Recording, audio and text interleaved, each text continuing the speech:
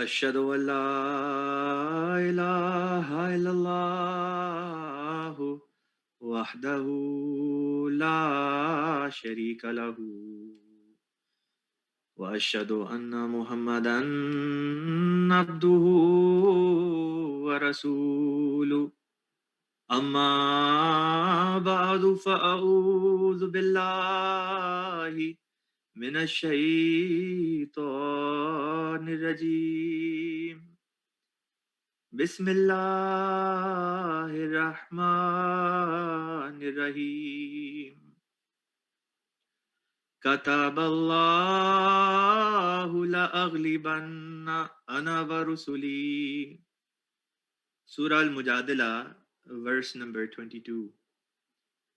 The translation of this verse is that Allah has decreed, Allah has written down that Allah and His true messengers will always be victorious. Nowadays, for example, today and for the next few days, different Jamaats are going to be celebrating the Jalsa Yom-e Masih Maud. What we are actually celebrating, what we are actually commemorating is the truthfulness of the promised Messiah alayhi salatu wasalam. When we went out today, many of us were holding placards in their hands saying that the Messiah has come. When we go out, many people come up to us and say, how do you know for certain that Hazrat Mirza Ghulam Ahmad Qadiani alayhi salatu wasalam is true in his claim that he is indeed the promised Messiah and Imam Mahdi and a subordinate prophet of Rasulullah sallallahu alaihi wasallam? Where is the proof? This verse, which I just recited from Surah Al-Mujadila, is actually the litmus test Allah Ta'ala has given to test the truthfulness of any claimant throughout history and in future as well. When Hazrat Adam alayhi salam put forth his claim, his biggest opponent was Iblis. You look at who became victorious at the end of the day. Was it Iblis or was it Hazrat Adam alayhi salatu wasalam? Hazrat Adam alayhi salatu wasalam became victorious. Kataballahu la aghlibanna ana wa rusuli. That was the first manifestation of Kataballahu la aghlibanna ana wa rusuli. Then when Hazrat Nuh alayhi salam came, who became victorious? Him or his opponents? His opponents, every single one of them drowned. And Nuh alayhi salam became victorious. Kataballahu la aghlibanna ana wa rusuli. Then came the time of Hazrat Ibrahim alayhi salatu wasalam and Nimrod, the king of that time, lit a fire to burn Ibrahim alayhi salam in that fire. But despite all of that, Ibrahim alayhi salatu wasalam came out of it victorious. And today, nobody remembers the name of Nimrod. Nobody says that they are the children or the progeny of Ibrahim, or of Nimrod. But we have millions upon millions, actually billions of people who claim that they are from the children of Ibrahim alayhi salatu wasalam. Kataballahu la aghlibanna ana wa rusuli. When Musa alayhi salatu wasalam put forth his claim, Faran stood up against Musa alayhi salatu wasalam and he with his people drowned and Musa alayhi salam became victorious. Another manifestation of Kataballahu la aghlibanna ana wa rusuli. When Sayyidina Isa alayhi salatu wasalam put forth his claim, his opponents were disgraced. And it was Isa alayhi salam who became victorious. Kataballahu la aghlibanna ana wa rusuli. And when our beloved master, Sayyidul Anbiya, Fakhrul Anbiya, Sayyid Wulde Adam, Khatamun Nabiyyin sallallahu alayhi wasallam, when he put forth his claim, Abu Jahl raised his head against Holy Prophet sallallahu alayhi wasallam. He was destroyed and so was Umayyah bin Khalf and everyone who followed in their suit. And at the end of the day, who was victorious? Our beloved master Hazrat Muhammad Mustafa sallallahu alaihi wasallam. This is Kataballahu la aghlibanna ana wa rusuli. So in this day and age, when Sayyidina Hazrat Mirza Ghulam Ahmad Sahib Qadiani alayhi salatu wasalam put forth his claim, a man who raised his head as the arch enemy of Masih Maud alayhi salam was none other than Maulvi Muhammad Hussein Batalvi. Maulvi Muhammad Hussein Batalvi was no ordinary name. The year 1878 marks the year when Maulvi Muhammad Hussein Batalvi, a childhood friend of Masih Maud alayhi salam, becomes a scholar of Ahle Hadith, as a leader of Ahle Hadith, and he starts his monthly publication called Ishat Sunnah. It readily becomes one of the most read publication in Indo-Pak subcontinent. He becomes so famous that when he visits a town, people, the shopkeepers, would come outside of their shops and bow down in front of him, paying homage to him, that a great leader of the Muslims has appeared among them. This is Maulvi Muhammad Hussein Batalvi. When Hazrat Masih Maud alayhi salam in the year 1880 writes his magnum opus, Baraheen-e-Ahmadiyya, the same Maulvi Muhammad Hussein Batalvi writes in his magazine, in his newspaper, Ishat Sunnah, that the author of this book, Baraheen-e-Ahmadiyya, has rendered such a great service for Islam that in the last 13 centuries after Rasulullah, peace and blessings of Allah be upon him, no one has rendered such services for Islam. Fast forward another 10 years, 1890 is when Hazrat Masih Maud alayhi salam puts forth his claim. He is the Imam Mahdi, he is the promised Messiah alayhi salam. And the same Maulvi now turns against him. Maulvi Muhammad Hussein Batalvi writes in his Ishat Sunnah that I am the one who became the cause of Mirza Sahib alayhi salatu wasalam's ascension. I am the one who's now going to bring him down, God forbid. Let's see how Kataballahu la aglibana ana wa rasuli manifested in the life of Masih Maud alayhi salam versus the life of Maulvi Muhammad Hussein Batalvi. So when in 1890 Masih Maud alayhi salatu wasalam puts forward his claim, we all heard in 1889 only 40 people on the first day of the Ba'ath accepted his claim. And he did not make the claim that he's the promised Messiah or Imam Mahdi at the time he started to accept the Ba'ath. He passed away in 1908. Before he passed away, close to 500,000 people, close to 500,000 people accepted and embraced the message of Hazrat Masih Maud alayhi salatu wasalam.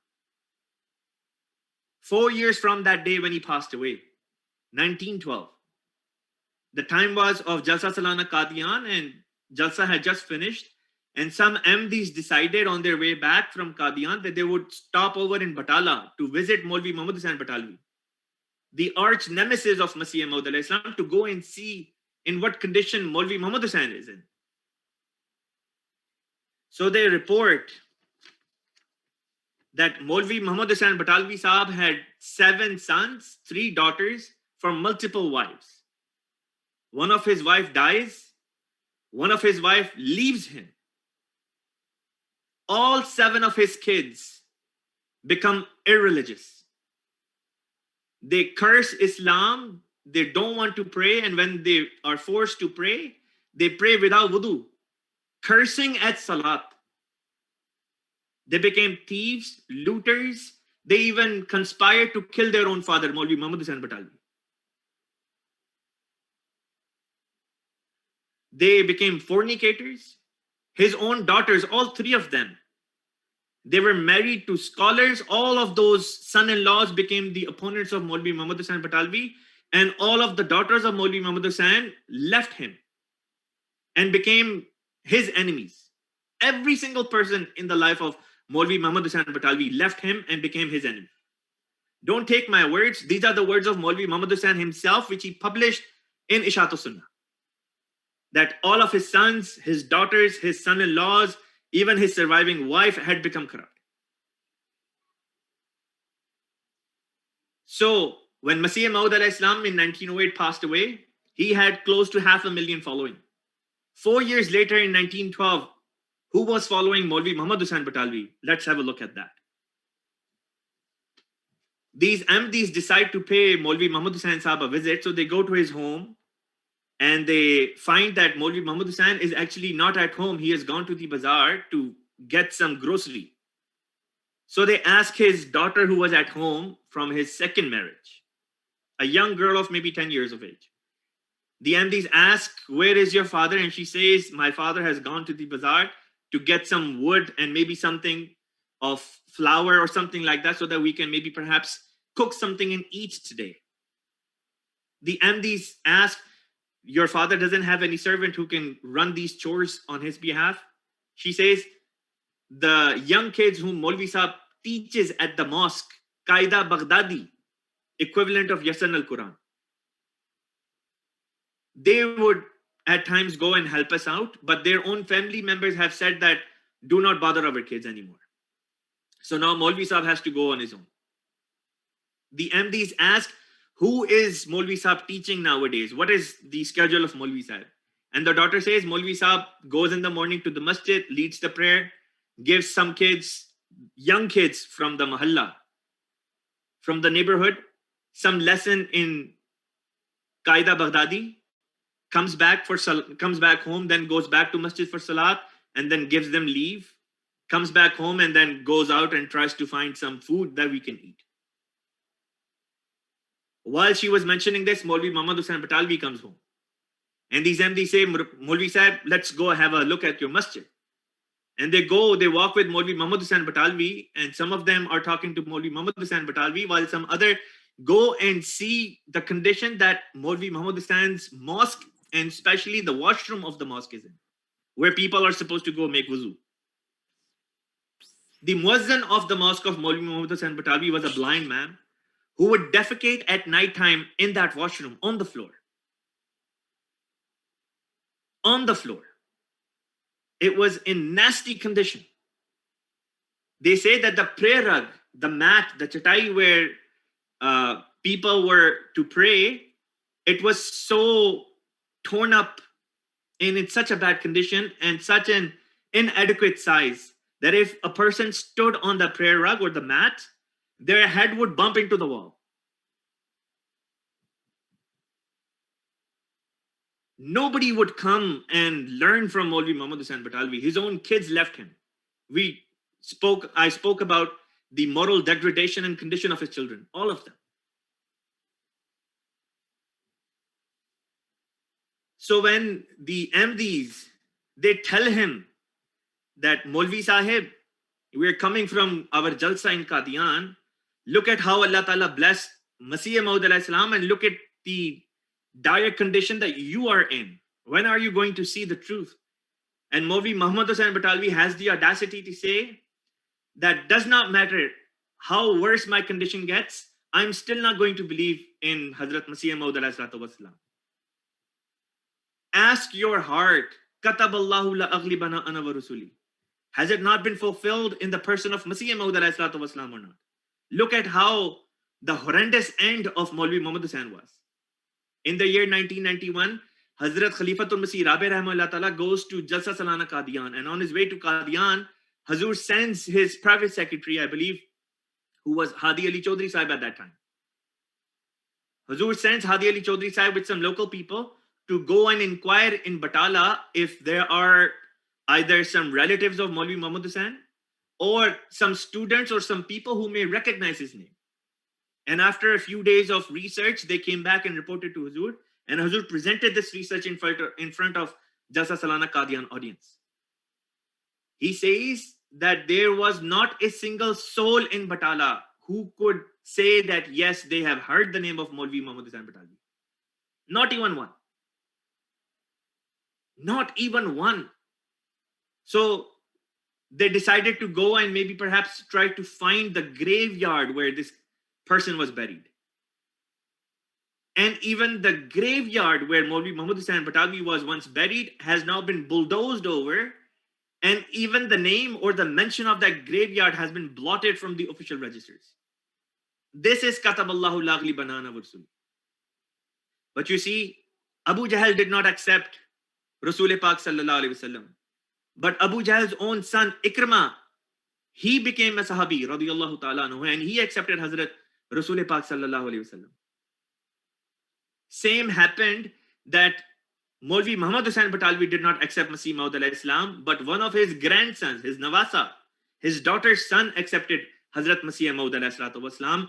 And at the occasion of Jalsa Salana Qadian a few years ago, in front of thousands of people, he gave the testimony that yes, Hazrat Masih Maud alayhi salam is true, and his own grandfather, Maulvi Muhammad Hussein Batalvi, is false.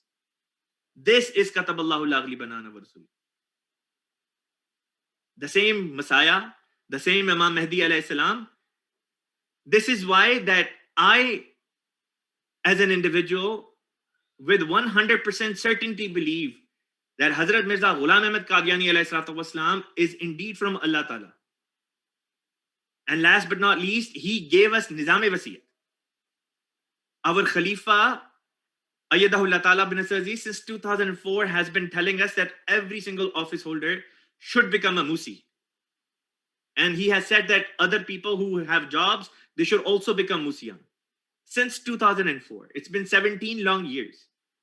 My question to all of you is, how long is it going for us to say labbaik to the call of our Khalifa? It's been 17 long years. What are we waiting for? What is it going to take? Has the pandemic not made us look? Has this pandemic not opened up our eyes? Have we not realized that there is a greater pandemic all around us for so many decades that has been consuming the lives of everyone around us? The pandemic of kufr, the pandemic of disbelief and materialism. Is this the legacy we want to pass on to our next generation? Is my parting question to all of us. When are we going to say labbaik to the call of our Imam and say, yes, Hazur, we will become Musi? May Allah Ta'ala open our hearts. May Allah Ta'ala bless us. May Allah Ta'ala give us the opportunity to say labbaik to our Imam, whom Allah Ta'ala has appointed. May Allah Ta'ala make it so. Ameen wa akhiru dawana alhamdulillahi rabbil alameen.